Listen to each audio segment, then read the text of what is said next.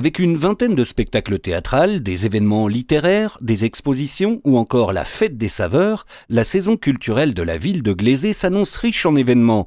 Avant-goût et mise en bouche de ce qui vous attend à Glezé avec le sénateur-maire Elisabeth Lamure. Cette saison, oui, en effet, est assez riche au plan des événements culturels. Nous aurons le retour, puisque c'est une biennale, le retour de l'exposition Caravane d'artistes.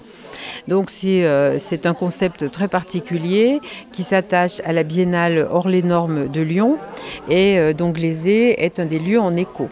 Et ces 10 caravanes prendront place sur la place du bourg de Glezé et seront installées les 5 et 6 octobre, donc pendant toute la durée du week-end.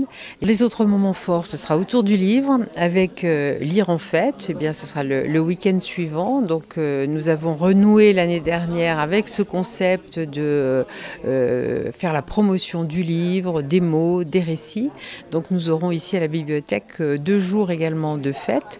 Nous avons confié la conception de l'événement au Centre culturel associatif Beaujolais, qui est notre partenaire, et qui a donc organisé un certain nombre de rencontres autour des objets, de spectacles autour de l'objet. Nous aurons également une brocante des livres, parce qu'ici on ne jette pas les livres, on les réutilise, on les donne. Et là c'est l'association Glezé-Kéroux qui aura en charge cette brocante des livres. Nous aurons également des ateliers pour les enfants, pour les adultes. Et enfin, je vais vous parler de ce qui va être l'événement festif, mais qui est toujours très attendu, c'est la fête des saveurs, donc, qui est l'occasion de célébrer l'arrivée du Beaujolais nouveau chez nous.